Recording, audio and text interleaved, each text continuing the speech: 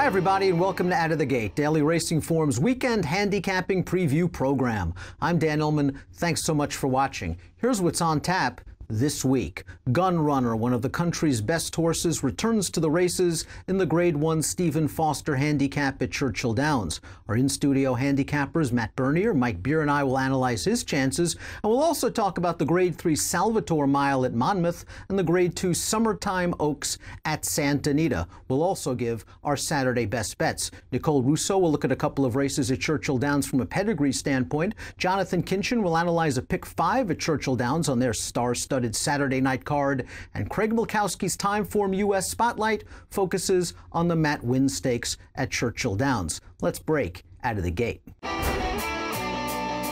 We begin out of the gate with our in-studio handicappers, Matt Bernier, Mike Beer. We'll start the show with our hot topic. The first half of the three-year-old season is over, and the NTRA has put out its final three-year-old poll. Its final poll because these three-year-olds, many of them will be taking on older horses, and also in the second season there's going to be a lot of change on the leaderboard. Let's look at the NTRA's final top three-year-old poll. Not surprisingly, I think when the folks were voting Mike Beer for their final poll, they were viewing it as sort of a mini Eclipse Award. And the most accomplished horse is the Kentucky Derby winner, Always Dreaming, a two-time Grade 1 winner this year. Right. Yeah, I guess I can't really argue with that. I don't know that I could, have a big gripe if any one of those. You could just mix them all up, but if any one of the other ones was on top, I guess I wouldn't have anything to say about it, really. I get why Always Dreaming would be number one on the list, but I wouldn't be surprised if he wasn't there. They haven't sorted themselves out yet. Matt, let's watch his Kentucky Derby performance. Always Dreaming, a forward factor throughout, turns into the stretch on the inside, on the lead, and he shrugs everybody off. But we've been talking pretty much since Classic Empire finished first in the Breeders' Cup Juvenile. There's just been a lot of turmoil going into the three-year-old season, throughout the prep season, and the Triple Crown did nothing, I think, to clear any of this up. No, it's just as muddy as this surface that they're running over in Kentucky the first Saturday. And May Always Dreaming, the other thing too, that I suppose if you want to knock about him, you can make the case he was on the best part of the racetrack throughout in the Kentucky Derby. So I agree with everything you guys have both said. At this point, it doesn't seem like it's the only thing that's clear about it is there is no clarity. It's just that there's really one thing after the next about one horse shows up, one horse doesn't show up, X, Y, and Z. I would imagine come Saratoga, things will start to sort itself out. Mike, number 2 on the NTRA poll is Classic Empire, who I believe is number 1 on Mike Watchmaker, DRF's National Handicappers Watchmaker Watch. Let's watch Classic Empire's victory in the Arkansas Derby. It's just a shame that things haven't exactly gone right for him. This year as a three-year-old, he began his season with a loss, some physical problems, some quirks. He refused to train. Then he came back with a good performance in the Arkansas Derby, some trouble in Kentucky, and a tough beat in the Preakness before getting hurt again. Yeah, it's too bad that he never really has at least had the chance yet to take a huge step forward from 2 to 3. Listen, he's a pretty good horse, obviously. We're talking about two different things here. If you just want to make the case that he's the best three in the country, the most talented one, that's fine. If you want to make the argument that we're voting for the Eclipse Award right now, then he should get no votes. Matt, I think that's a very, very good point. He might be the most talented three-year-old. From an accomplishment standpoint, his win came in the Arkansas Derby. He was beaten in 2 out of the 3 Classics. Of course, wasn't able to compete in the Belmont Stakes due to injury. Where does he fit? No, I think he makes sense as far as talent is concerned, but the way Mike laid it out is perfect. If you're voting for the Eclipse Award, you can't really vote for this horse. What does he have? I understand the Arkansas Derby, it's a Grade 1, but in the 3 Classics, he ran in 2 of them. He ran 4th and he ran 2nd. He's arguably the most consistent one right now in a year of inconsistency, but that doesn't earn you year-end accolades. I would have a very, very hard time listening to anyone or accepting an argument that he's the one that deserves to be crowned three-year-old champion at this stage. Fresh in everyone's mind, the winner of the Belmont Stakes, Tapwrit. They turn into the stretch of the Belmont, and Irish War Cry's on the lead. Tapwrit swings to the outside under Jose Ortiz and is going to get it done for Todd Pletcher. Did Tapwrit simply take advantage of a situation, Mike Beer? No Derby winner, no Preakness winner, no Classic Empire equals recipe for success. Yeah, a lot of those things went in his favor here, and also didn't hurt that it seemed like he just saw out the 12 furlongs here, maybe a little better than some of the other horses did. He's a pretty nice horse. If he's going to win a year-end Eclipse Award, he needs to have a huge second half. Is he really a mile-and-a-half type horse, Matt? And when you get to a mile and a quarter, his attributes just don't really stand out as much because he's a true stayer. I suppose you can make that case, but I kind of feel like you can make the case that the majority of his counterparts and his foes don't want really any part of 10 furlongs, let alone 12. So even for the fact that maybe he's a little bit better going a little bit longer, I think the 10 still plays to his advantage. But isn't Tapwrit sort of the epitome of the 3-year-old this year, where, you know what, you've got a couple of just inexplicably horrible performances, and then you get a really good one in the Belmont? A horse that I think got a little bit of short shrift on the NTRA poll is the 4th horse, and that's Cloud Computing, who I put as number 1. I think this horse, as we're going to take a look at his performance in the Preakness, A, is pretty good. B, has the most upside of the horses we've already talked about because he's so lightly raced. Mike, just considering his inexperience, this is a big run to run down Classic Empire in the Preakness. I thought he ran great in this race. I agree with you. This was a nice performance, and you know what? It's a Preakness win too. So in my mind, anyway, it should put him in contention for a year-end award right now. And you know, to me anyway, I feel like there's a chance that he just might be the most talented of these horses. He's got a lot to prove through the second half of the year, but I think there's a chance he could really do it. He's a really, really good horse, and he's still so lightly raced. 4th on the NTRA list, 1st on my list in the NTRA poll. Matt, where does he stack up? I think from a talent perspective, he's right there with the best of them, and like Mike said, maybe in the second half, he sort of asserts himself as the horse to beat. My problem with him right now is, without the Preakness, he has nothing. He had a maiden victory. He has no other stakes wins to his credit thus far. And for me, considering you have a horse like Always Dreaming who has 2 Grade 1s, it's just that kind of outweighs a horse that, even though I think Cloud Computing might be every bit as good, if not better, right now I don't know that I could put him there. It wouldn't surprise anyone if this list is topsy-turvy by the end of the year and a new shooter just happens to show up. Matt, do you have one name, one 3-year-old that you're following that is not on this list that you think is poised to have a big second half? It's going to be interesting to see. American Anthem, the way that Baffert handled him early on as a 3-year-old, we went over him numerous times here on this program. Okay, maybe he bombed in some pretty bad spots, but the good thing for him going forward is nobody has asserted or taken over control. If he goes on, and let's say they go to the Haskell and he wins there, and maybe they do decide to turn him back, even for a race like the King's Bishop, maybe this is the kind of year where you get chaos in the sort of classic divisions or classic races. Maybe you get kind of an out-of-the-box 3-year-old champion. Mike, give me an under-the-radar 3-year-old to follow for the second half of the year. Yeah, I don't know that I have one. I'll be honest with you, Dan. I don't like any of these 3-year-olds right now. I'm hoping somebody shows themselves in the second half of the year, maybe steps up and takes the mantle. I'm not a big fan of this crop of 3-year-olds right now. If I had to give you one, I mean, the obvious one I think would be Timeline, Chad Brown's, undefeated Peter Pan winner, but we'll see what happens with that horse. Bob Baffert had a big second half with 3-year-olds last year, most notably with Arrogate. Maybe he'll do it again with West Coast, winner of the Easy Goer Stakes. I wouldn't be surprised if he shows up at one of Baffert's favorite stomping grounds, Monmouth Park, for the Haskell. Now let's start with the handicapping, the Stephen Foster. Grade 1 action at Churchill Downs on Saturday. Let's take a look at the field for the Stephen Foster Handicap. It is at 1 1/8, and there's a big name in here. One of the best horses in the entire country. Mike Beer is the number 3 gun runner for Florent Giroux. 4 to 5 on the morning line. Excellent second behind Super Horse Arrogate when last seen in the Dubai World Cup. Are you going to try to beat this short price favorite? No, I'm really not going to, although I sort of understand all the reasons maybe to take a shot against him at a really short price in this race. But I just think he's better than these horses, and we'll see what happens. He's just starting off the second half of his 4-year-old campaign here. He doesn't have to win the Stephen Foster, but boy, it's a great spot for this horse. The last time we saw him stateside at Oaklawn Park in that Razorback, listen, it was a field that he had over a barrel in almost every sense in this race, and he just went right to the front.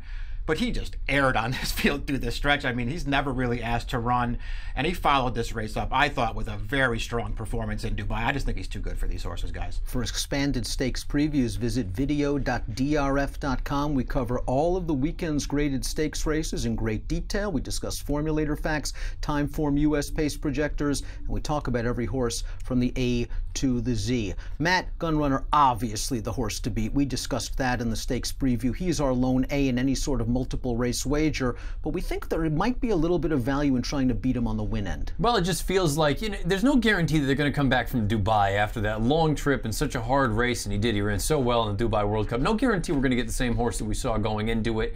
Then you factor in some other little things. If we do get thunderstorms and a wet track, we can go into the stakes preview about all that kind of stuff. But for me, I kind of look at it and say Breaking Lucky is an interesting horse because he has a bit of an in-and-out profile right now. I'm not going to argue with that. The good news is if you're on him, this would be the on race for him, the sort of better effort. But I also think that he had some things recently go against him. I thought his run in New Orleans 2 back when he got run down by Honorable Dude, he was very, very good. He was out there cutting out the fractions. The rest of the pace setters, or the pace pressers, I should say, they finished up the track. Honorable Duty came from way out of it. And the most recent start over that sloppy track at Churchill Downs, I just don't think anything worked there. He got pinched early on out of the gate, was on the worst part of the track. Keep in mind, you wanted to be inside. He was outside trying to close. Again, I'm not suggesting Gun Runner is a likely loser, but I'll take a small shot against with Breaking Lucky. My concern with Gun Runner isn't exactly the return from Dubai. Heck, I'll trust Steve Asmussen in that situation. He's done it before with horses like Curlin. It's about the pace. I think this pace is going to be legitimate. You've got Birdsong on the inside, you've got Stanford on the outside, and those horses like to be on the lead. Gun Runner is going to be close to that fast pace, and now you're dealing with the layoff and all these other questions at a short price. Again, I think he's way the horse to beat, my only A, but I'll take a slight chance against him with Texas Chrome. And Texas Chrome is coming off a couple of tough beats at Lone Star Park where he got Baffordized. Baffert ran 2 of his big horses, More Spirit, Dancing Candy, and Texas Chrome just couldn't compete with those 2 loose on the lead winners. We see him in his most recent start. He finally got off the inside in the Lone Star Park handicap. I don't really think that was the place to be, and this is what Texas Chrome is. He's a hard-trying horse that has done his best running at 1 1/8 in the past. I think each and every start of 2017 has been a slow and natural progression here into 100 Beyer speed figure, his career top in that most recent race, and maybe he can sit just off the pace in the second flight behind that fast pace. Maybe he's not good enough to beat Gun Runner. Maybe he's good enough to complete the exacta in the Stephen Foster Handicap. It's a giant evening of racing Saturday night at Churchill Downs. Nicole Russo's going to give her pedigree opinions on a couple of those big races. Hey guys, Nicole Russo coming to you from Kentucky for Out of the Gate. And we're gearing up for that busy night at Churchill Downs on Saturday with 5 graded stakes topped by the Stephen Foster. In a couple of undercard races on the turf, you'll see some names that might be familiar to you trying turf for the first time. And we're going to talk about how these horses might be equipped to handle it. Now let's start by looking at the Grade 3 Regret for 3-year-old fillies.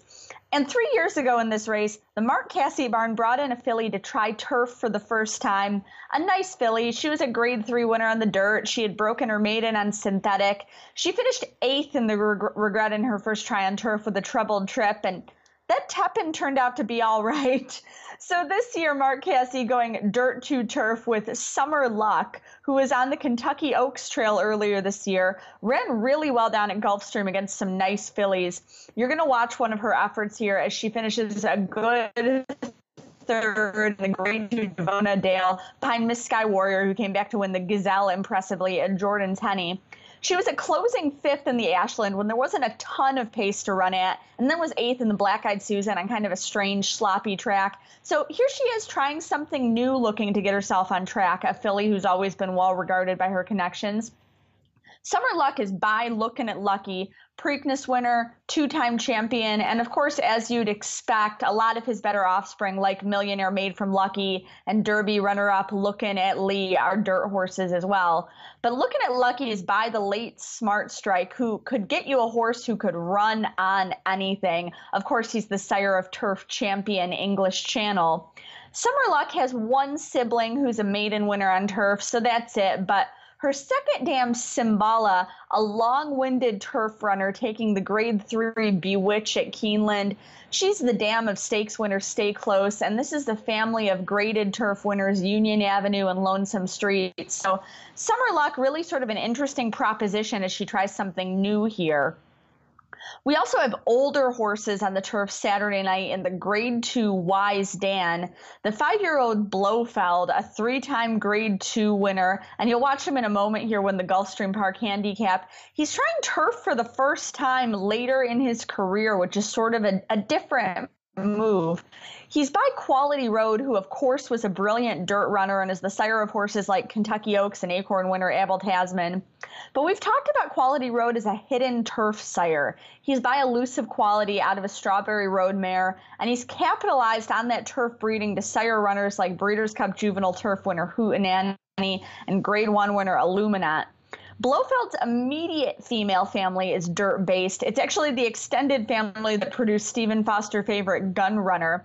But his third dam, the terrific Minstrella, a Group 1 winner in England, and you find good turf horses like Pleasant Strike under her daughters and granddaughters, also the extended family of Grade 1 winner Gabriel Charles. So there's more than enough turf suggestion there, again, especially with Quality Road on top, to make this a worthwhile experiment for Blofeld, who's trying to get back on track after several losses. Thanks for tuning in this week. We'll be back to look at more stakes from around the country on Out of the Gate after these messages.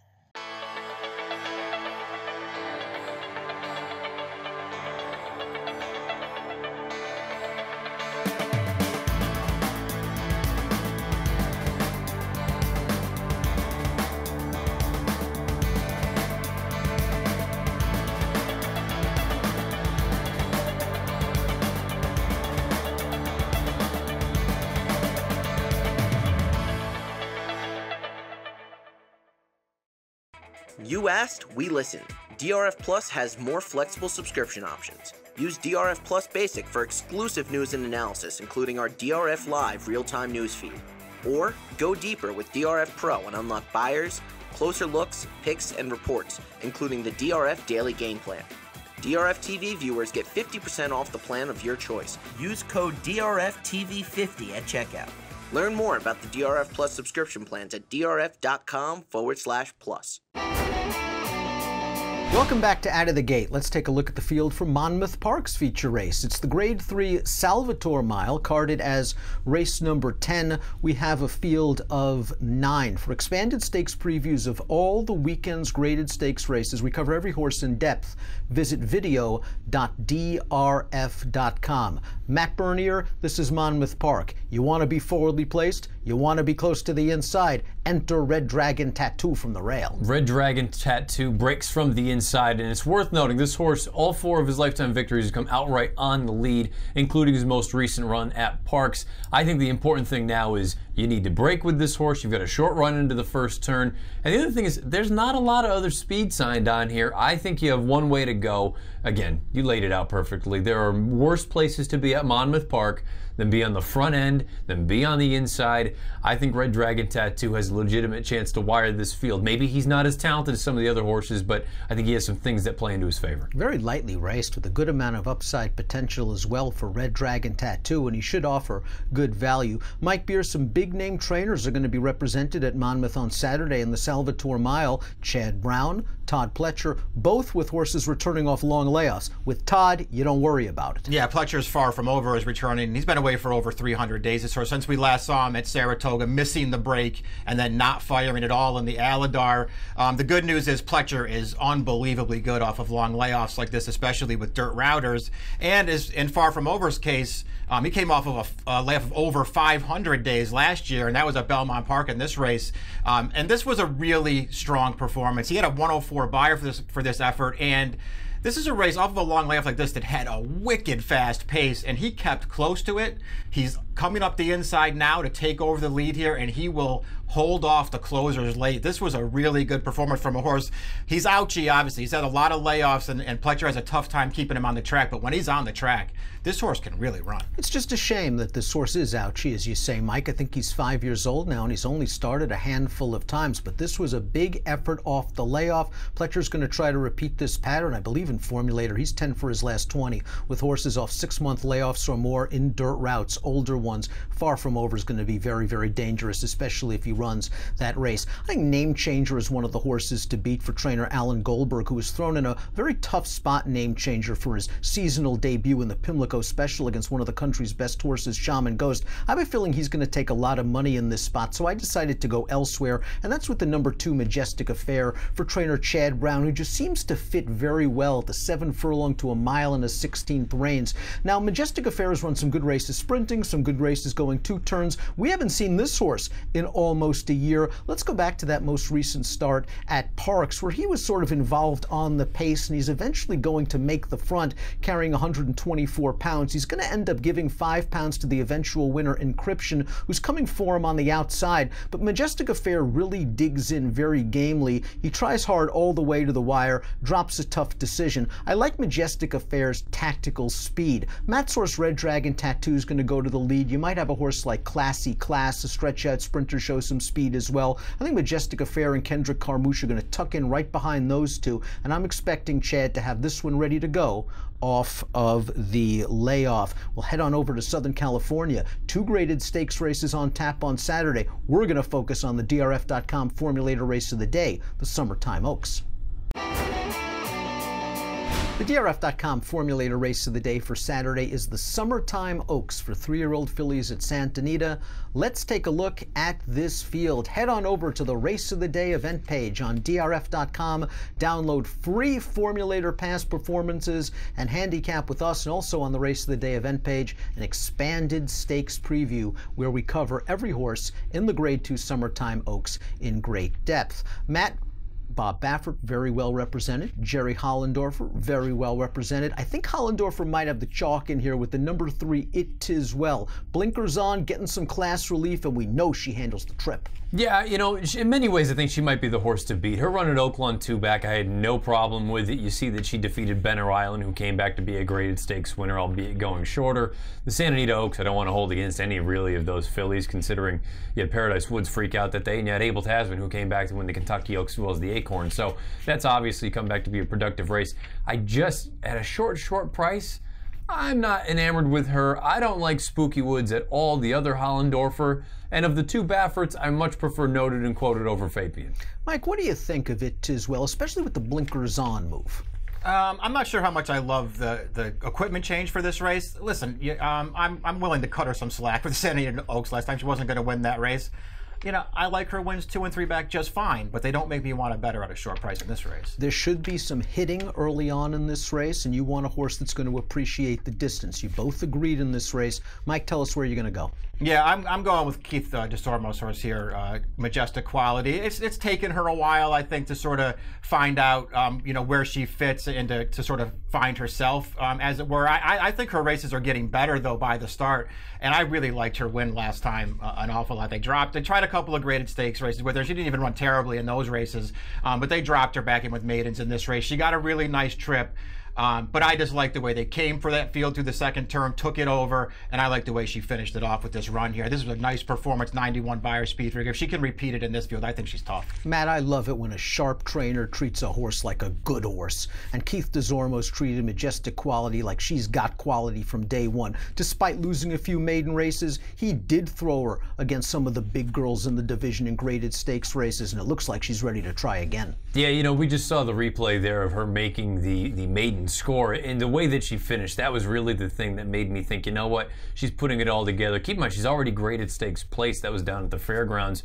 But like you said, Dan, she's going to get some pace in this race. She has the highest last out Beyer in the field with a 91, and it's just one of those little angles. I like it when it takes some time for horses to break their maiden, and when they finally do, they do it in a big way. You don't win by a neck or 3/4 of a length. You win by the length of the stretch going away. I think she comes into this race in good form, and I think she's interesting. Baffert's 2 horses come out of the Angels Flight Stakes sprinting at Santa Anita. Let's turn into the stretch of that race. Fabian's going to be on the outside on the lead, but keep an eye on the horse in the spot shadow. That's Noted and Quoted in the red cap. Martin Garcia has a whale of a time getting Noted and Quoted to the outside. She's still not clear. She's still not clear. Now at about the furlong pole, she gets to the outside of Fabian, and she comes with a good late run, but the wire's going to come in the nick of time for Fabian, a promising horse. But I do like the way Noted and Quoted finished, and she was a grade 1 winner last year at a mile and a 16th. I think Fabian has a lot of potential, but I wonder if at this point of their respective careers that Noted and Quoted is better suited to handle the mile and a 16th, and I think she can sit just off of the pace setters. It should be a solid pace. It was nice to see Noted and Quoted, after a couple of tough races where she didn't do any running whatsoever, get back on the beam with a good effort in the Angels Flight. Baffert's on fire. I'll go with Noted and quoted in our Formulator Race of the Day, the Summertime Oaks. Again, lots of great racing at Churchill Downs on Saturday. Jonathan Kinchin has a pick 5 play that he's going to give you, and we'll go to our Timeform US Spotlight. Craig Milkowski highlights the Matt Winn Stakes. Let's go to those segments right now. Hey everybody, welcome to Kenshins Corner. This week we're going to go to the home of the Kentucky Derby, Churchill Downs, for night racing with 5 graded stakes races. All stakes pick 5, leading into the grade 1 are Stephen Foster. We're going to start in race 5. Single A for me, McCracken. Obviously he was my Derby pick. I got to pick him in the grade 3 Matt Winn. He was against the track on the outside. It was pretty publicized. He was stepped on. And I think he'll run actually a little bit better at shorter distances. I know Ian Wilkes said after the race that he thought maybe it was time to get McCracken going back to shorter distances. So I think McCracken will run well in this spot. He's a single A for me. And then we're going to go on to the 6th horse, the 6th race, the Wise Dan.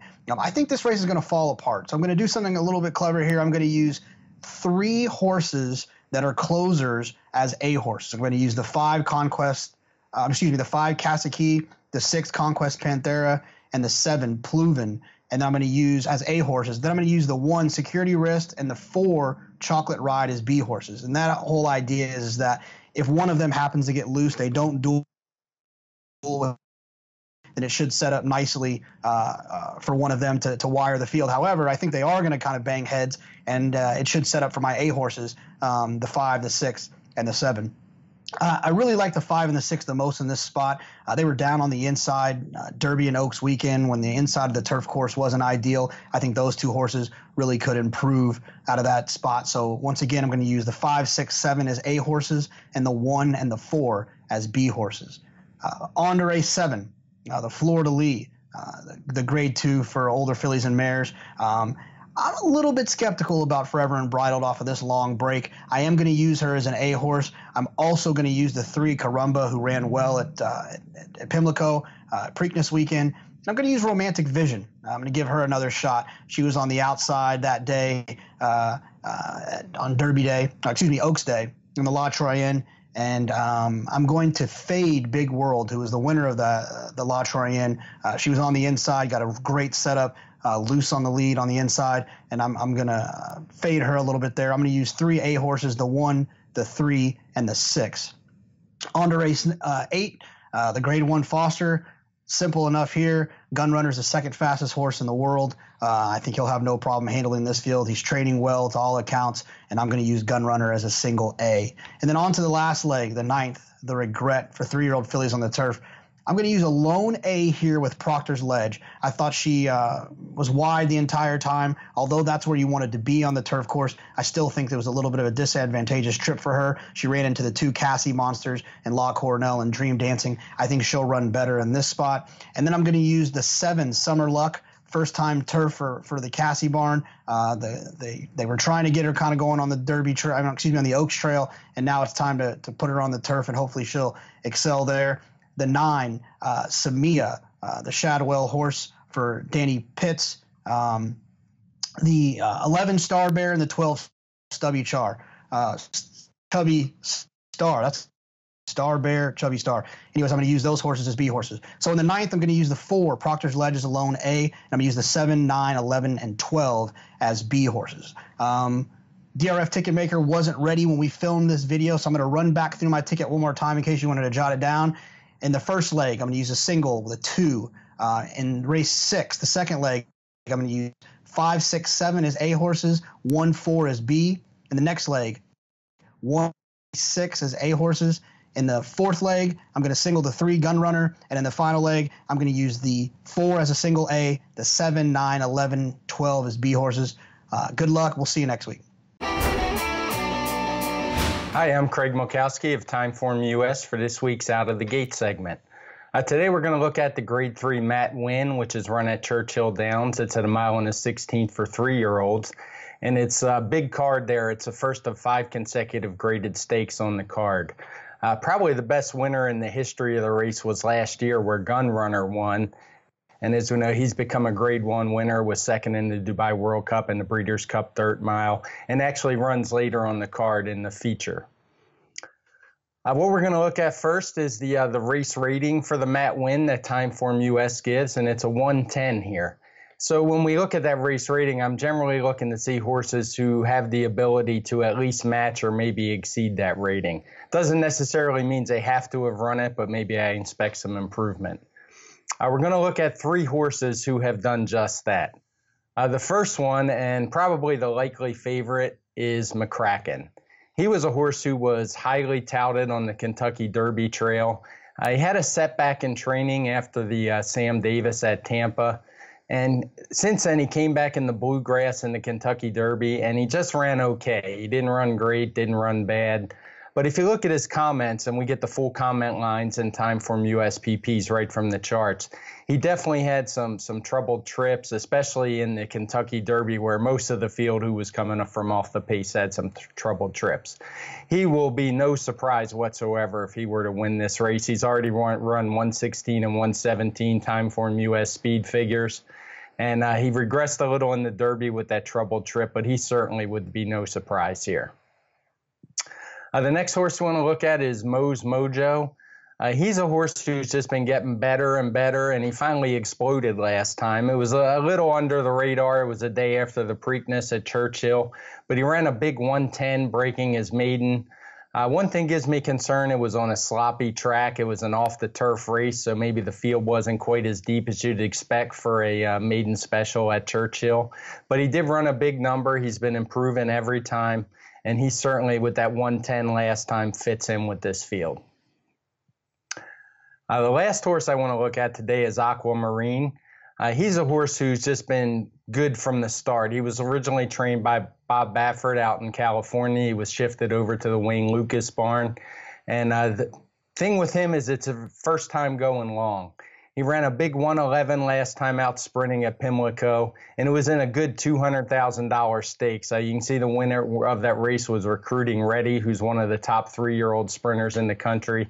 He since ran second in the Grade 2 Woody Stevens on Belmont Day just last weekend. He ran a nice 111 speed figure that day, and he fits as well. You can also see 3 Rules was third in that race. He's another very good horse who's run some big races earlier in the year.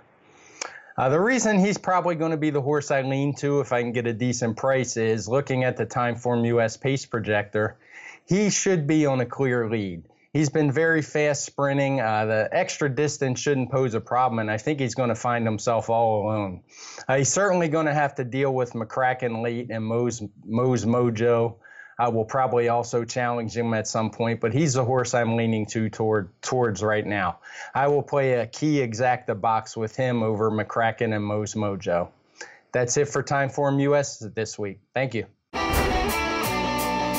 Welcome back to Out of the Gate. Time for our Best Bets segment. Mike Beer, you got scratched out last Saturday with Tequilita in the Acorn. Let's try to make it into the gate this week. Thankfully got scratched out last week. The way my day was going, she was going to be nowhere on Saturday. Race 8 at Belmont is an allowance race on the grass. I like the number 6 Joya Stella for Clement. This is a filly. Listen, it's taken her a while to start paying dividends on the $1.5 million purchase price, but I think she was really starting to find herself at the end of last year. Her last 2 starts in particular, both really impressive performances. The allowance winner we're going to look at here at Belmont Park. Listen, she had a perfect trip in this race, sitting up close to a soft pace, but she just buries this field through the stretch. I really liked the way that she did it in here. She came out of this performance. They tried another stakes race with her, and I thought that she ran great in contention right down to deep stretch against horses like Sassy Little Lila and My Impression, a couple of good fillies. This filly is heading the right way. She came off the layoff last time, was reined off the turf, and I have no problem with leaving her in there. Speed and fade in that race. She's second off the layoff now. She can get a good trip in this race, and I like her. Love the way she kicked home in that video clip we just saw. Matt, you and I picked the same race, different horse. Who's going to beat me? Big day at Churchill Downs Saturday evening. The Grade 3 Regret 3-year-old fillies on the turf. I like Star Bear going out for Brad Cox and Javier Castellano. The most recent start up at Canterbury, I think if you just look at it at face value, maybe it's a little bit disappointing. But watching the replay, you see her, it takes a minute to get out over heels, and finally when she's in the clear, she does finish quite well. Also worth noting, on the turn, it just seems like she wasn't kind of going on with the leader. She got a little bit outpaced. I think the additional distance at 1 1/8 works very well for her. It's also worth noting she has a little bit of tactical speed, and maybe she can be breathing down the neck of a horse that maybe you're interested in the regret. Brad Cox is a phenomenal trainer, and it looks like that Star Bear's really gotten back to her best since Brad's gotten her back on the turf. I'm going with Sweeping Patty in that same race. I'm really hoping that this trip works out. There's a pace setter in here that's a little bit class challenged, that's going to be a big price, and I think Sweeping Patty's going to sit in the garden spot just off of that leader, ready to take command of this thing when the real racing begins. Now, whether she can hold off closers like Star Bear is a different story, but her last race I thought was very, very good. If you look at the Timeform US past performances, the pace ratings for that race, color-coded red, it was a fast pace, and she was up and on that pace. She took over the lead in the stretch, and then that favored coupled entry was able to run her down late. I thought it was a deceptively good performance for Sweeping Patty, who might just trip out in the Regret Stakes at Churchill Downs. That's it for us this week. Best of luck when your horses break out of the gate.